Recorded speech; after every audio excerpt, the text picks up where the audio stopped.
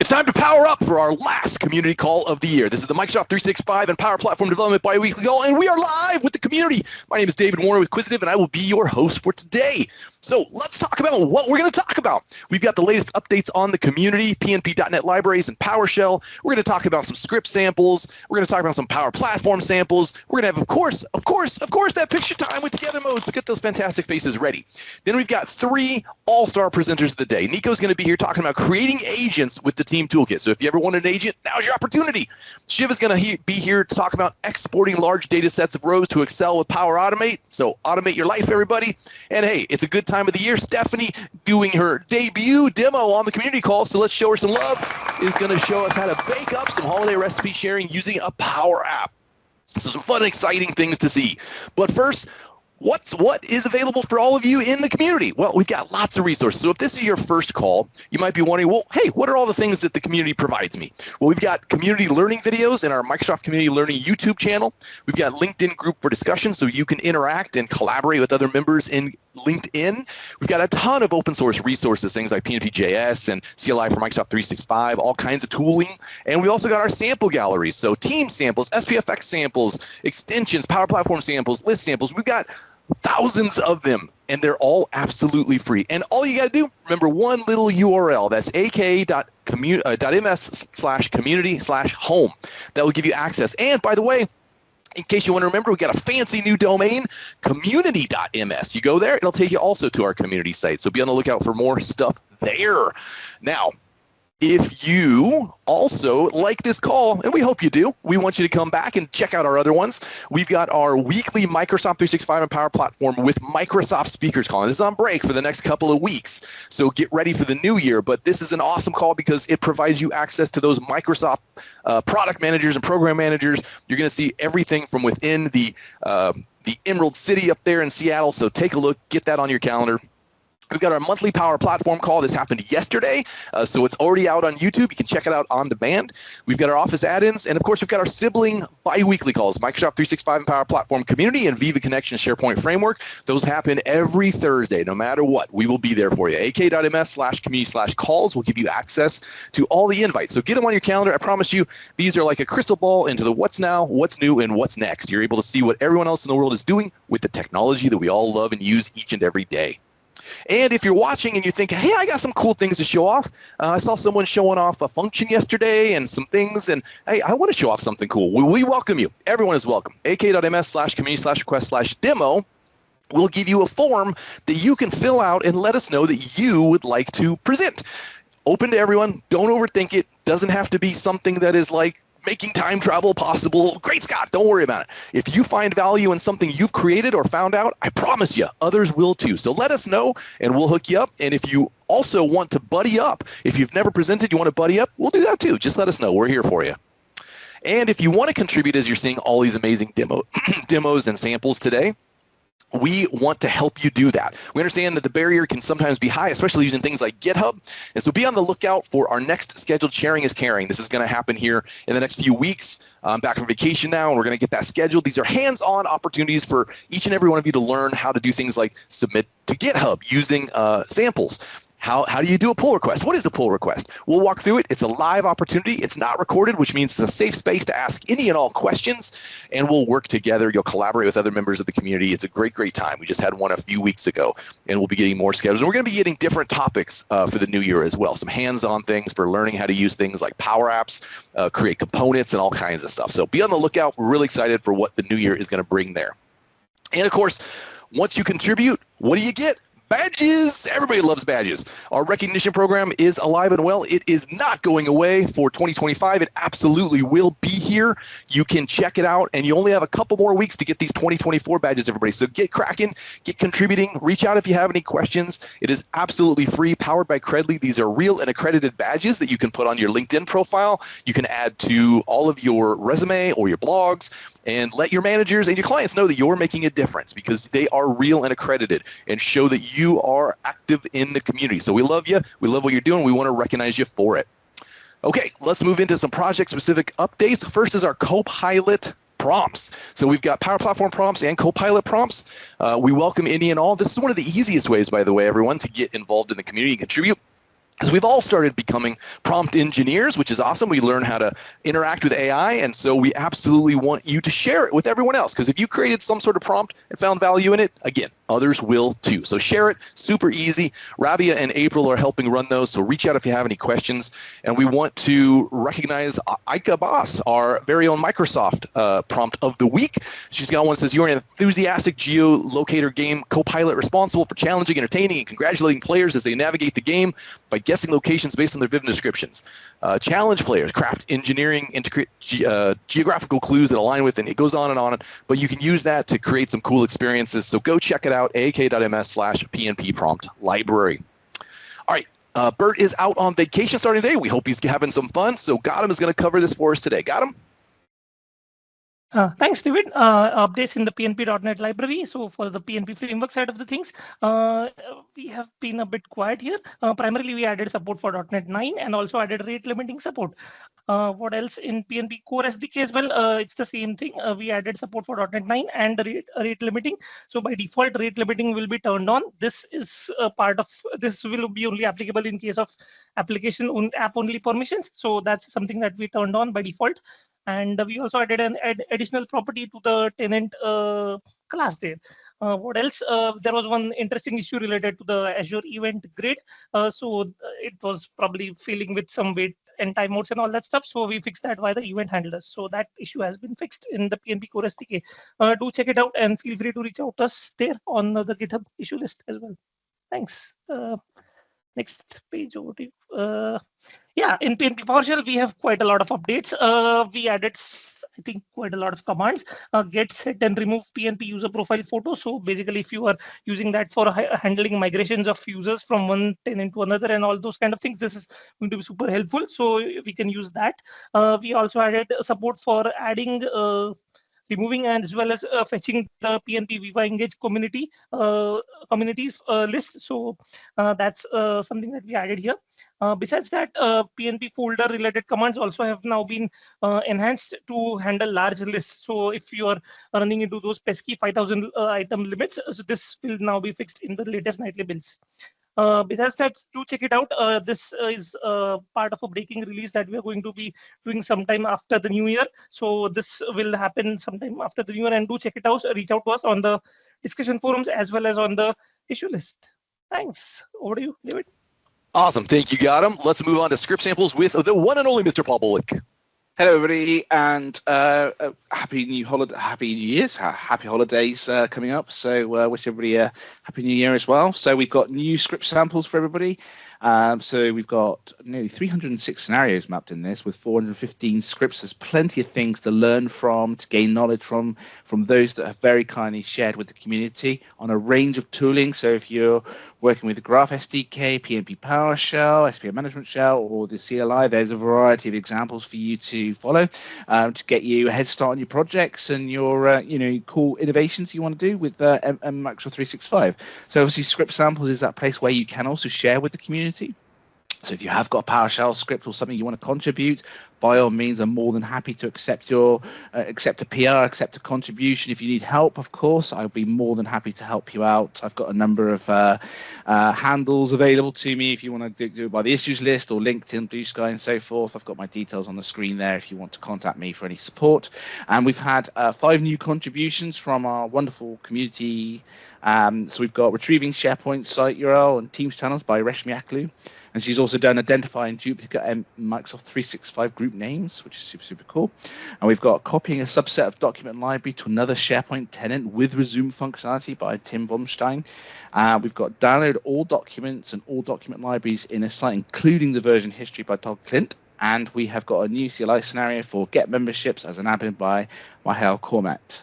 So I'm really, really thankful for all the contributions, and I've been super happy and amazed by all the efforts that you have done in the community. I absolutely wish you a happy new year and holidays, and of course there is a badge as well for all of your wonderful efforts as well. But make sure you opt in. Back to you, David. Awesome. Thank you, Paul. Yeah, and friends, this is another easy way to get contributed. We all have those utility scripts and all that kind of functions and stuff. So share them. Paul will help you out. I'll help you out. Let us know. Absolutely welcome you to contribute. Great opportunity to get started. All right, and our Power Platform samples are alive and well as well. Alive and well as well. Yeah, so I'm just repeating stuff today. So there are no new samples to show off today, but we want you to put some in there. And by the way, April was not feeling well today, so I'm covering this for her. She's got a hackathon that's starting up, by the way, in the new year. So be on the lookout for that. We'll be talking more about that. You'll be seeing more coming out of Microsoft for that. And it also is going to have a badge specific for that. So we're going to be creating and cooking up a new badge for that. So be on the lookout. It's going to be a lot of fun. Can't wait for that to get started in the new year. Well, what time is it? That's right. It is picture time. So let's get together mode turned on and see if, yeah, it's working. Yay. All right, let's move this on over here and tell Camtasia to start up. And look at that. The internet is working today too, because I can actually see faces. We're not all in the witness protection program. All right, a couple more seconds. We're doing good on time. If you want to get that camera, I see Paul, I see Don, I see Stephanie, looking great, everybody. I see Todd looking so serious. There he is. All right, good. All right, just a couple more seconds. I'm just doing the bob. All right. Let's give it 3, 2, 1. Let's wave to the community, everybody. Looking great to see you all. Thank you all for joining again. Great to see you. Great to see your smiling faces and all that you're doing for the community here to share and learn together. That is awesome, and we really appreciate it. All right. Well, let's get on to our regularly scheduled program. We are going to begin with a demo by Nico, and he is going to talk about creating agents with Teams Toolkit. So Nico, if you'd like to take on over the screen share, the floor is yours. Right. Thank you very much, David. Do you all see my screen? Yep, it is loaded. Just want to throw that into presentation mode. Oh, yep, there you go. Right.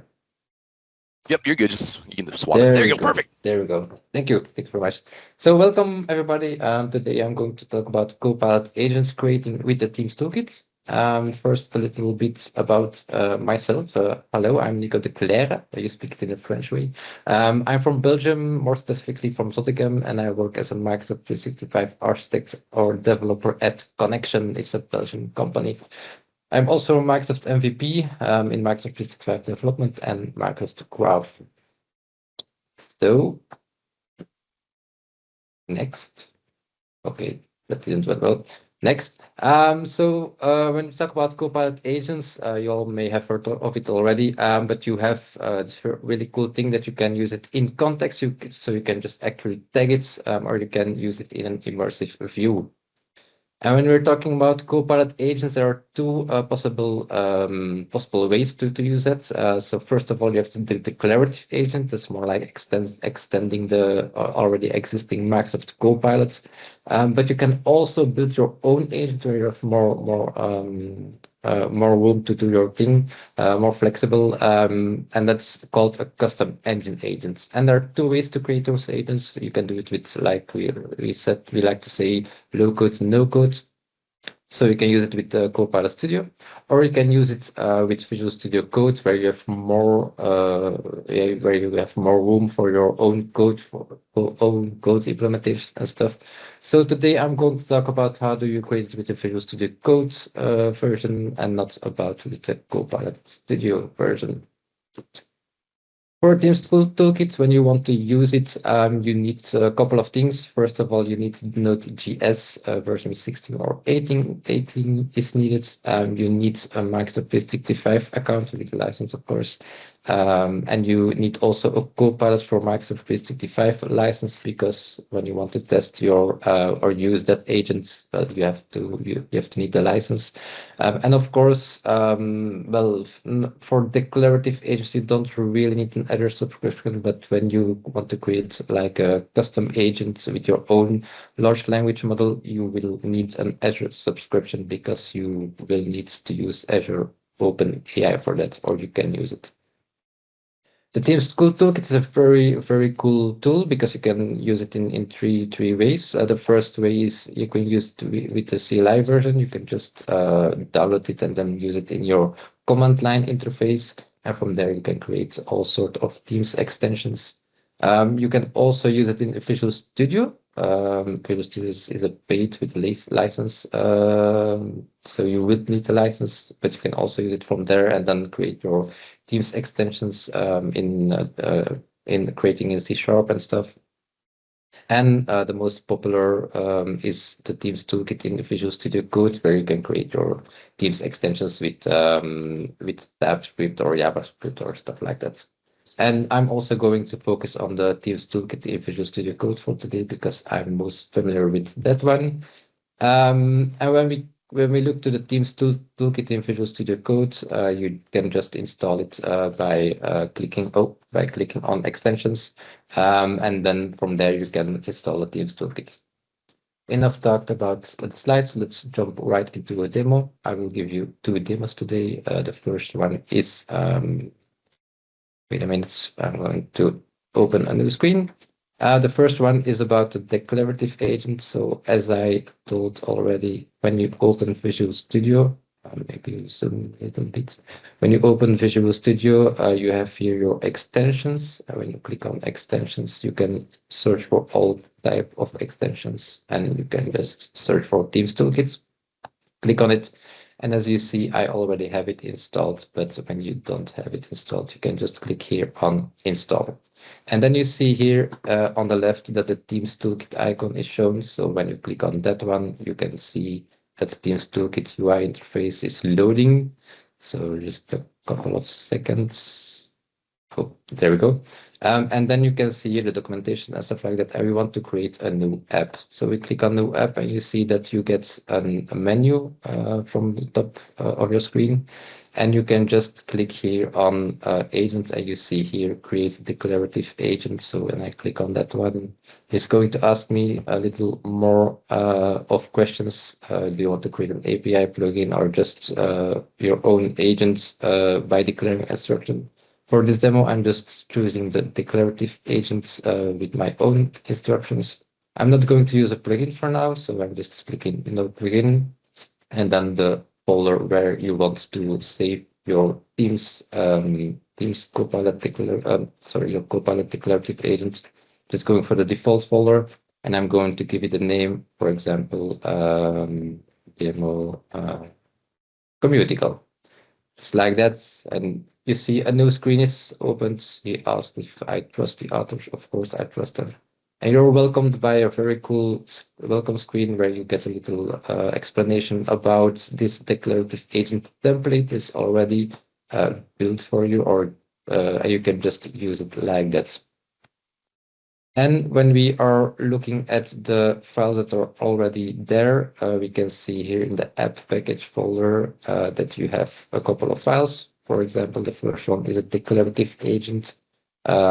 Just a couple of things like the name, the version is written here, and you can add some more things here. Like for examples, you can add your own actions that are actually API plugins that you can add to this JSON file. And then your Copilot declarative agent will use those API plugins. You can also add conversation starters, for example, that are just like the word that starters with conversations. And it's an array, so you can just add multiple conversation starters here. And the first one that you have to type is your name, your type, and your content, for example. And then you can use these conversation starters. Next to that, you can also add capabilities. You have a couple of them here. Like, for example, you can add capabilities here. For example, and tag name. And then you have to give the name for your capability. You see here, already preloaded here, you can have all sorts of capabilities. For example, a code interpreter. If you want to use code that your declarative agents have to interpret. You can use a graph connector. You can also use graphic art for image generation. You can use OneDrive and SharePoint for now, just only for documents, not with this, because maybe that's another story. And you can opt to use web search in your declarative agent. For example, if I select that one, then your declarative agent will have access to the internet and not just look into the context of your agent of your Microsoft 365 environment. And that's it, I guess. Actions, conversation started, right?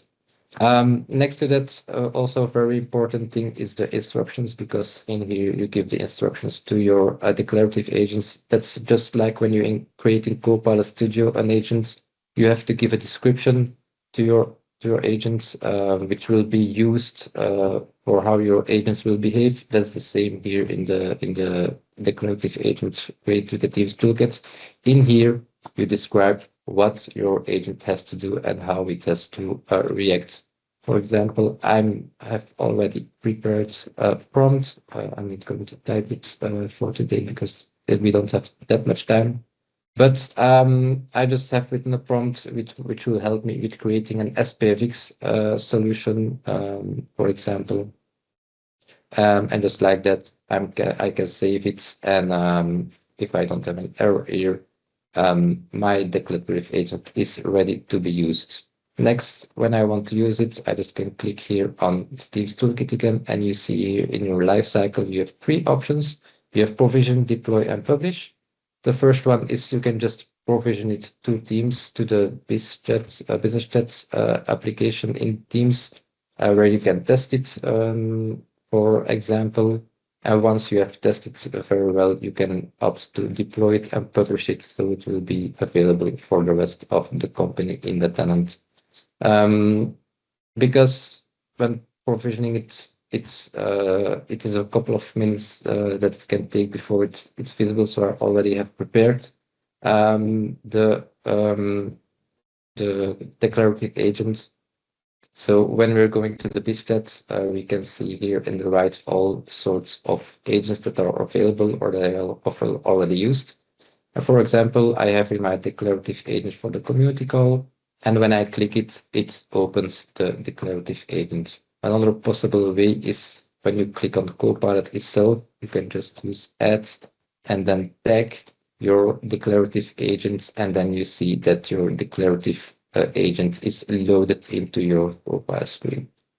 I'm just going to use this one here, declarative agents, and then I can ask, what can you do? And it will respond to me based on the instructions, what it will or what it can do for me. And like you see here, it's the SPFX series declarative agents, and it can help me with setting up my projects, testing, and all sorts of that. So I can ask, how can I create a SPFX project? And then it will look for information on the internet, and then it will respond to me like, how can you create your own SPFX project? The thing for declarative agents. Next to that, you also have your custom agent where you have more freedom. And for that, we are going back to our Visual Studio Code environment, and we're going back to the Teams Toolkit.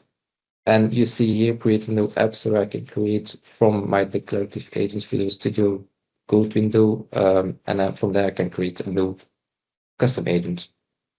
And for custom agents, I don't click on agents. I'm going to click on custom engine agents. So if I click here, I can click on basic AI chatbots, not going to choose the option to chat with my data or an AI agent, just basic AI chatbots.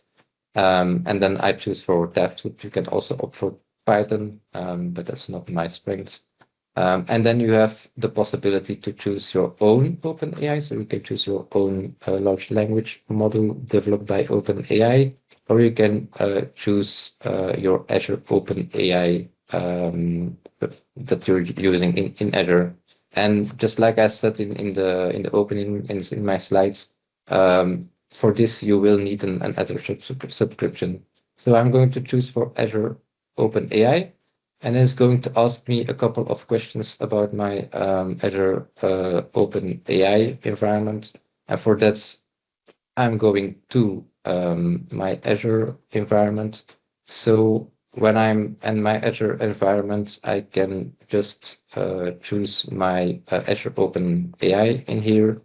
And like you see, I already have an OpenAI environment here. And when I click on it, You have here the keys and endpoints, and that's something that you will need for creating your custom agent in the Teams Toolkit. Not going to show them, just going to copy them. As you see, he asks for the service key, so I'm just going to paste it in here. Then he's asking for the service endpoint of my Azure OpenAI. That's what the one right here. Going to copy that one, paste it in here.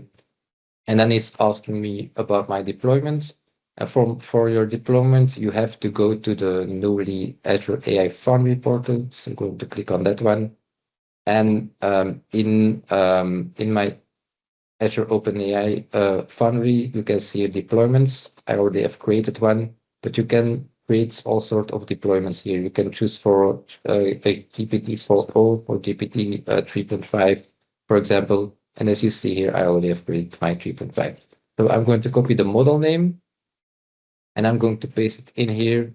I click on enter, and then of course my default browser, my application name, custom agent CC, C, like that, and I'm just giving it the name, and it will create the template for me. Yes, I trust the authors. And as you can see here, also here the template is generated for me. I also get a nice welcoming page. And you see here, I have pretty much more files than my declarative agents. As you can see here, I just have these files, but in my custom agent, I have a lot of more, like the prompts folder, the app folder, and stuff like that. The first one that's important here is the config file. In the config file, you have all sorts of parameters, like for instance, this is the completion Azure AI type, and you have all sorts of parameters. That's also the parameters you can configure in your deployment in Azure OpenAI Foundry. But you can also change them in your config file in here. And the two most important for me are the temperature. So how creative do you want your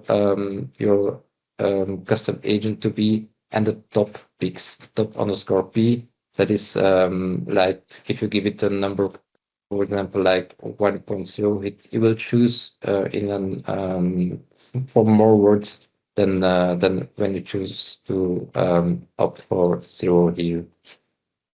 And just like in my declarative agent, I have also my instructions. So in here, I have my SK prompts, and that's just like my instructions in my declarative agent. Also here, I've prepared my prompts, and I'm just going to choose for documentation assessment who is very curious about how I want to document something that I will ask him. And if your adapter, in your adapter, you have just your error handling, for example, for your adapter. You also have your config, not very important right now. You have your index, and you also have your app. And your app is actually very interesting, because in here you can just say, like, for example, app dot on message. Oh, I bet on. That's not going to work. Message async, and in here it's not on message, it's message. Message. And in here I can define, for example, if there is something like a sort of text like tickle me, then it have to respond like await context dot send context send activity I'm tickling you. So what you're defining here is that actually when someone says in your bot tickle me, it will not go directly to your large language model, but it will respond to just that sentence or that action that you're telling here. Another great stuff is also the app authentication in here. Authentication. And in you can, for example, if you're using Graph, you can use that authentication towards the Graph and use then Graph in your custom agents. There is a great sample about it from the from the Copilot Dev Bootcamp, where you can see that how they use the graph authentication. So to round up, I'm going to show my custom agents, and I have already my custom agent here. For example, I have just two messages: tickle me and stop tickling me, for example. From here, I can just click on provision. And the cool thing here is that I can go to run and debug, and I can debug it right into my test tool. So once it's provisioned, I can just click on play. Maybe it's also interesting in your output. You have your Teams Toolkit. You also see everything that it does for you, like how it provisions your Copilot agent into the cloud, into Azure. So now I'm pressing on play, and then my browser will open. Just a couple of seconds. App crashed. Okay.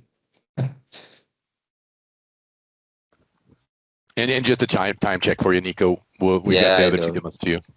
Yeah. Anyway, when I'm clicking on debug here, my test tool will open. From there, you can start to test your bot, like asking questions. And if you ask a question like, for example, tickle me, it will respond with tickling mode activated, just like here. Unfortunately, the app crashed, but I'm going to round up here so I can give time for the other presenters. Thank you very much. Awesome, thank you, Nico. Maybe we tickled it too much. It was like, All right, excellent. Thank you for showing us how to set up those agents with Teams Toolkit. A lot to unpack there, so definitely rewatch that, everybody, and check that out. A lot of cool things. All right, Shiv, if you'd like to start taking over, Shiv is going to cover exporting large data sets of rows to Excel with Power Automate. All right, I can see your screen, so as soon as you throw that into presentation mode, we are good to go. Perfect. Good morning and good evening, everyone. I hope you are doing well. Before we get started, let me introduce myself. My name is Shiv. I am Microsoft 365 specialist, and I have worked in SharePoint Online, SharePoint On-Premise, SPFX, React.js, Azure, REST API, Graph API, and many more. Apart from my technical expertise, I do like writing blogs and share my knowledge to others. So today, first of all, thanks for joining this session. And today we will explore how can we export large data set. That means if you have a SharePoint list or maybe Dataverse, and you want to export whole data in Excel using Power Automate. So this is the use case where we are exploring today. So this is overview where in this demo we will go to the overview and then feature and then export generation will be there, and then it will save in OneDrive, and it will also export attachment in the mail.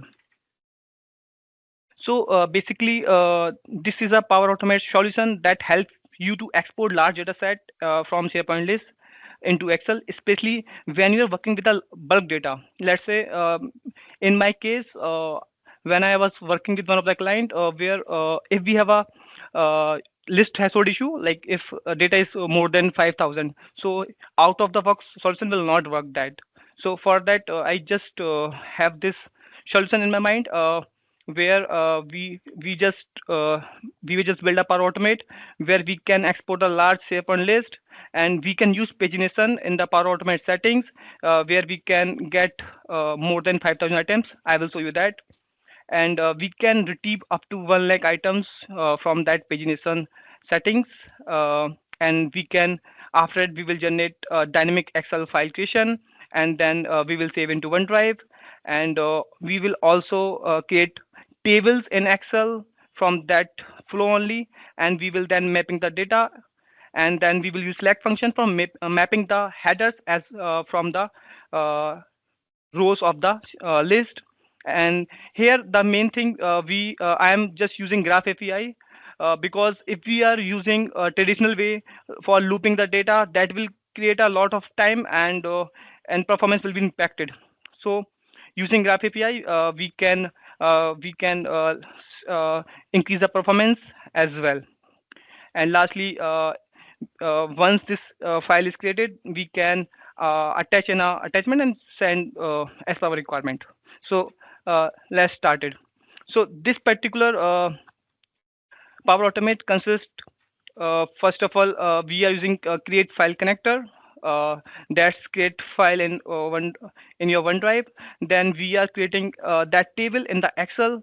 Then with the headers in this same action, and then we are getting the items from the SharePoint list, and then we are using collect function, which is mapping the data from the SharePoint list, and then we are using send HTTP request for grab API. I will show you that. Then after we are using delay function for, let's say, if there is a large data, so it may take 5 to 10 seconds. So yeah, so we are using delay function for that 10 second, or maybe it depends on your requirement.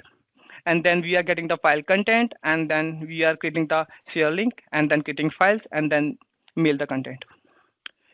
So let me quickly show you the flow. So here is the flow where I am triggering this flow on a on a manual trigger. So you can trigger it on your scheduler base, like if you want to trigger this flow on monthly basis or weekly basis. So depend on your requirement. After that, let me show you the database first, so that you can understand well.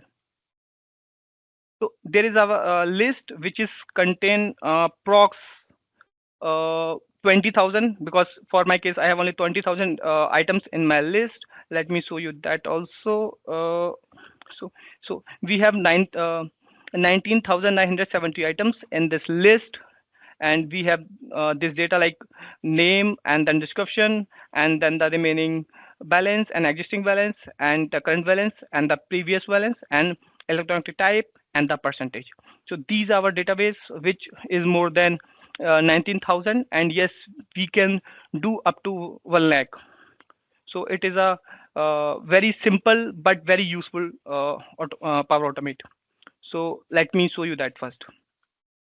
So in the create file, it will create a file in your OneDrive where we need to give the file name and the folder path, and it will create the file on that particular folder location.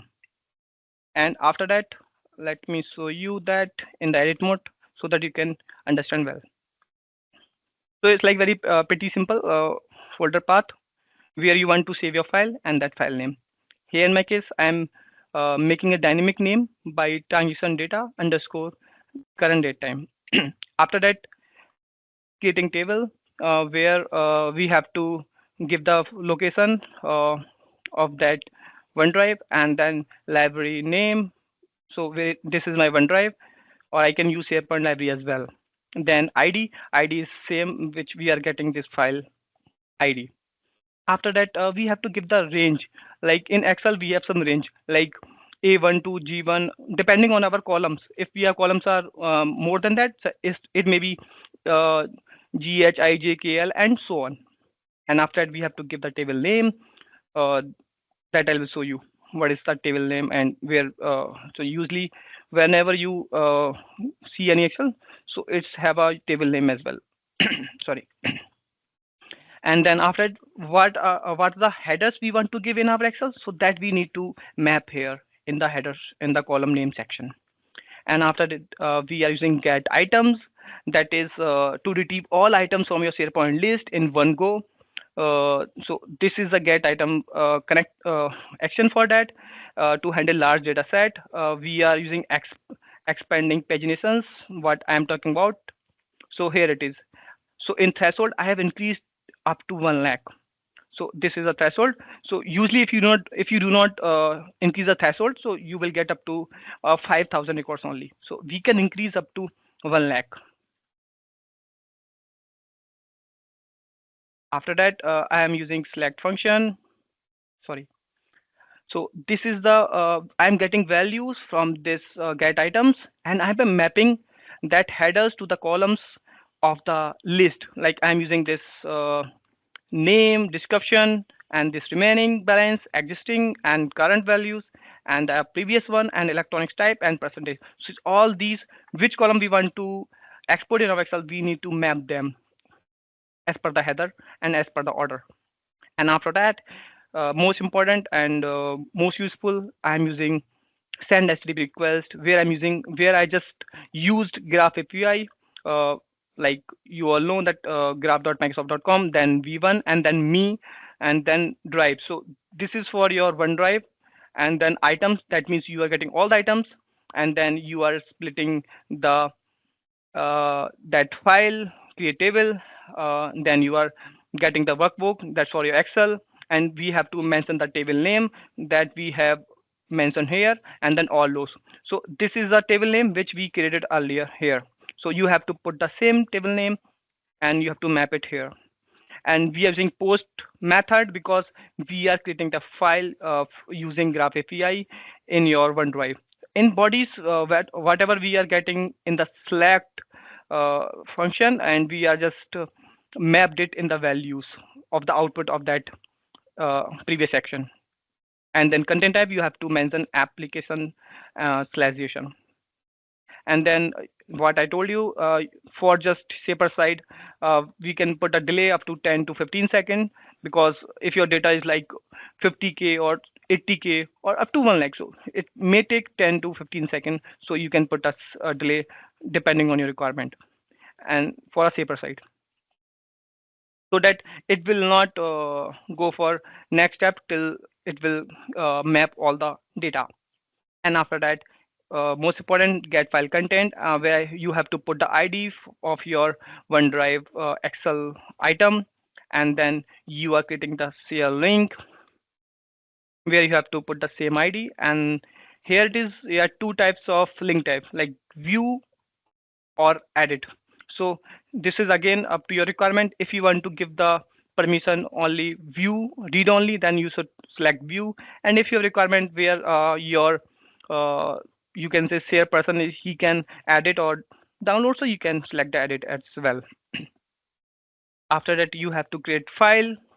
For that, you have to give the site URL and the folder path, and then file name and the body. So this is the body of that your Excel file which you have created earlier.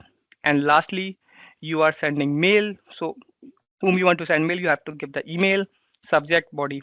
Here in body, I just give the URL which I have saved in the SharePoint library, and when you clicked it, it will download or it can open. So totally depend on your requirement. Let me quickly trigger it so that we can see the output as well. I'm triggering manually, and you can trigger on a button click or maybe or maybe on a schedule base. Sorry, it's taking a lot of time while signing in, because yeah, it's sign in and we have to click on run flow, and the flow is successfully run. So till it is running, let me show you the OneDrive where I just given the path named as data export, and here you can see few seconds ago this file has been created with the same Excel name which we have given, underscore that date, current date, and it's not its map function is not triggered, is not run yet, so it's getting the data. Once it will get the data from this list, it will create the mapping as well. Let's wait a few more seconds. It will generate Excel like this, and then it's on delay function, and after it will execute get file content, and you will get the mail where you will attach the speaker detail files, and you can open it. You have got all the data with name, description, remaining, and previous, and here you get the mail. That means flow is successfully triggered. So let me show you the newest file. So let's refresh the page. I think, yeah, here is your file. So let me show you all 19,000 data. So it is pretty simple, but very useful, because in out-of-box solution, you cannot export Excel more than 5,000. You will get threshold error. So it's a very bulk data in single few seconds using Graph API. So thanks for Graph API. That will not loop on each and every item, and it will export the data. So it is pretty useful and pretty simple. So that's it from my side. Shiv, awesome stuff. Really love how you're showing the power of Power Automate here and how we can use it. And who wants to manually copy and paste? That's so like 2020, right? Nobody wants to do that. So excellent job. Really love to see it. And it's so useful, has so many different uses. So thank you. Excellent. All right. Well, our last but certainly not least presenter of the day is Stephanie. She is a first-time demo presenter on the call, everybody. So we really appreciate her stepping in here. She's baking up a holiday recipe sharing app. We know that everyone's going to be taking time off over the next few days and likely going to be cooking up some things. So let's see what she's got cooking up for us. Stephanie, it's all yours. Thanks, David. Hey, everyone. Thanks for having me. A little bit about me. I'm Stephanie Marshall. I'm a Power Platform developer and lead consultant with Quisitive. I have a YouTube channel where I co-host with Superfloof here, where we cover all things Power Apps, Power Automate. Those are my social channels where I post about the Power Platform as often as I can, so please reach out. A little bit about me. I'm in the United States in Montana, up there. I'm pointing at my screen like you can see it. But not the Yellowstone, Montana, right? We actually get snow here. That's me in my dog walking gear this time of year. It gets really cold. But the good part about that is that when it's, whoop, I went too far forward. Sorry about that. Back. There we go. When it gets to, what I was going to say is when it's really cold here and it's negative 54, I have time for Power Platform and shenanigans. So I was asked to fill in for someone else, and since it's the holidays, I went with a recipe sharing app, and I wanted to highlight containers. So one of the basic building blocks of Power Apps is containers, and Microsoft has provided us with a really powerful tool when it comes to laying out our apps and making them responsive. Since we've all been asked to do more with less, I'm going to use all the tools that Microsoft has given us, right? Now, this app isn't designed for out of the box to be responsive, but if Vesa wants to have me back, I can cover how we could turn this app into a responsive one. Now, I will admit I went a little crazy with the sprinkles on this one, but since it's the holiday season, why not? I also wanted to do a quick overview before we get into the actual demo of what all is going on in this app. So I used a tool called Canva. It's not a paid promotion, right? Canva has free version and a pro version. I'm not a graphic designer, so if I can use free tools at my disposal, I'm going to. So I went to Canva to get some pretty pictures. I leveraged galleries to do recipe containers to make a user interface that worked for people. I have a random recipe generator, so as soon as the app loads, we get a random recipe out of the data source. We're leveraging modern tabs so people can switch between ingredients and directions. I have a custom filtering option here with a flyout filter. I want to shout out to another YouTuber here, Tolo Victor. I stole this layout from him. It's beautiful. I love it. Check out his stuff on YouTube. He's really talented. When the filter flies out, then I'm showing a new gallery to really show people what we have going on. Now, before we get into it, I wanted to cover what containers are, right? As of this moment, these are the options that we have from Microsoft. We have a horizontal container, and that distributes available space to the child components based on the specific settings and determines their alignment horizontally. This is useful, like you saw here, when you want to arrange controls side by side. Vertical container is similar to a horizontal container, right? But it distributes space in the child components vertically. This is really good for stacking controls on top of one another. And then we have container. So this allows for more freedom, free-form design method where objects can overlap. And this type of container is really useful for grouping things logically. You can create hierarchies and manage their properties collectively. I also use this one a lot to give defined rounded borders, and I'll show you that in the example, but it's just a really easy tool. And like I said, I'm not graphically talented, but a friend of mine helped me with this, so let's get into the demo. Here, let me pull it over here. Actually, stop sharing, share the right screen. There we go. Can you see it now? Yep, showing up. Perfect. Thank you. Marvelous. So in the Microsoft call, Keith covered formulas. And so I have also started using formulas. I just want to highlight some of the stuff he talked about. I leverage that for all of my colors. So here we have all the RGBAs for all the colors of this, and then the OnStart gives us the random recipe. But let's get in containers. You can see here on the left side of the screen, we have all of the containers laying out the app dynamically. As we play the app, you see we have things going horizontally, we have things going all over the place. Leveraging containers really gives us the opportunity and the ability to make our lives easier. If I were to take this container that is a horizontal container and try and recreate this manually, I would have to code in the label and how wide I want it to be, and then I would have to code in where I want this icon filter to be. Leveraging this horizontal container does that for me dynamically. So I don't have to do any of the codes that you would normally have to do. As we look here in the tree view, the main screen is broken up in a vertical container, and then we have containers within containers. This is really how containers can make your life easy. So all of these different elements are dynamically and automatically stacked for us. So we don't have to do anything. And when you play the app in different size screens, it automatically resizes for you. So here we have a horizontal container giving us a title. We have a second container here that goes horizontally, but within that one, we have a vertical container that's giving us another horizontal container for our categories. Let me zoom in a little bit. There we go. And then within that, we have a gallery.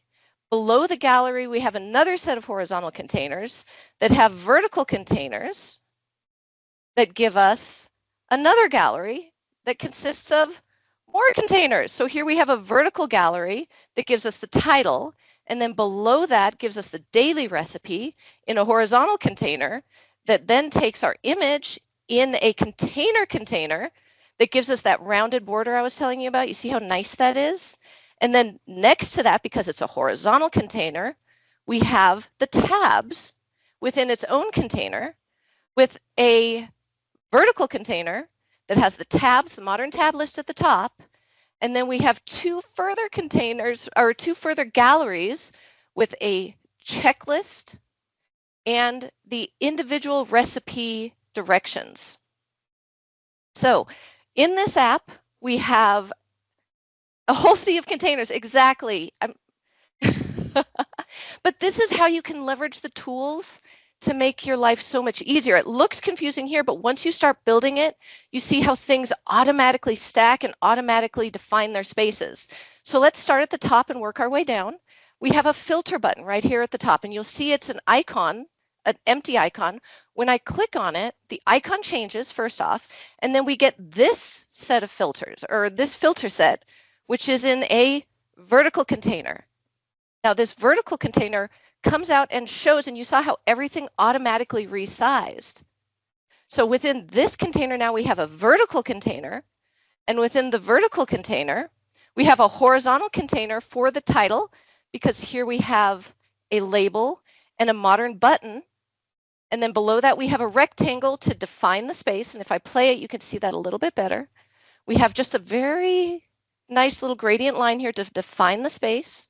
And then below that, we have a series of more vertical containers that consist of more vertical containers. So each one of these, and this I have to give Tolo credit. I stole this from him because I only had a few days to get ready for this demo. Each one of these containers consists of, you got it, more containers, right? So let's look at this one here. I have a vertical container so that the title bar stacks automatically with the dropdown, but the first container is horizontal so that the icon, the label, and my clear button all stack right next to each other. I didn't have to say, use this on the left and then have this one fill the space, but subtract out the width of the button and do all that. I'm a lazy IT person. If I can use the tools Microsoft's given me, I'm going to. So here we have drop downs, and I'm just going to do this one really quick. We have salads. Let's look at all the salads. It's going to load the data for us, and right here in this middle, you got it, container, called search, we have another gallery. And this is a regular container that I just have a visible property that toggles off of when you click the filter button. So have I used the word container enough in this talk?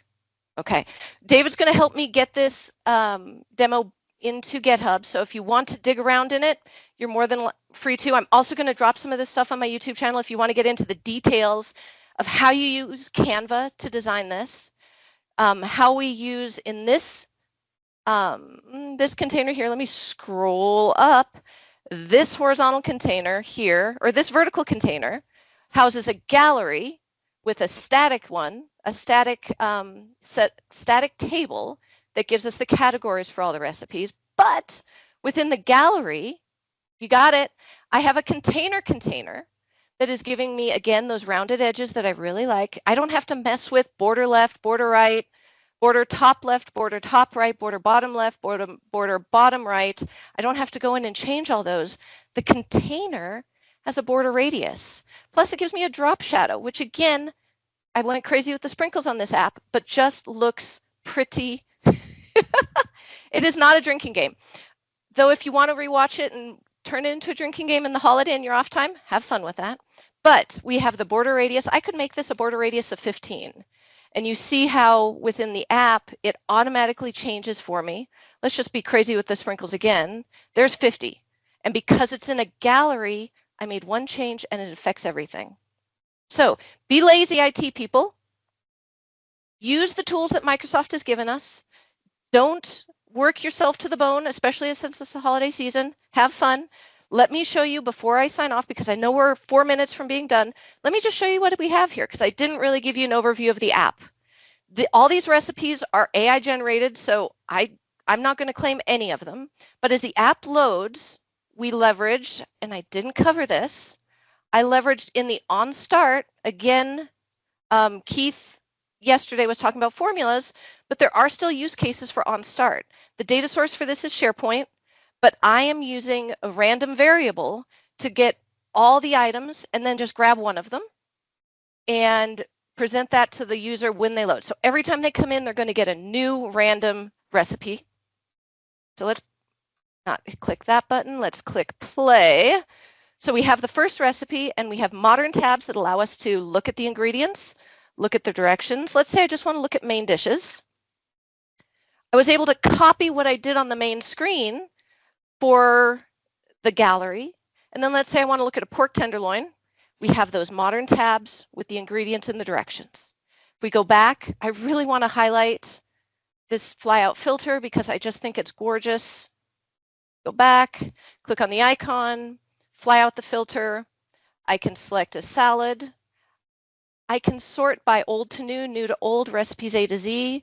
I can clear out just this portion of it. If I go back in and do that, I can click clear all and it clears everything. I could search by titles. Let's say I want a trifle.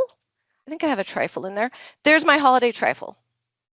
So it really gives our end users a great experience to find what they're looking for. Containers are the bones of Power Apps. If you haven't played with them yet, they're not just for responsive design apps, they're for all uses. Make your lives easier, folks. Use the tools Microsoft has given you and have a wonderful holiday season. Excellent stuff, Stephanie. Thank you so much. And really great job for your first time on this. You are a seasoned vet, I can tell. So great job. We really appreciate it.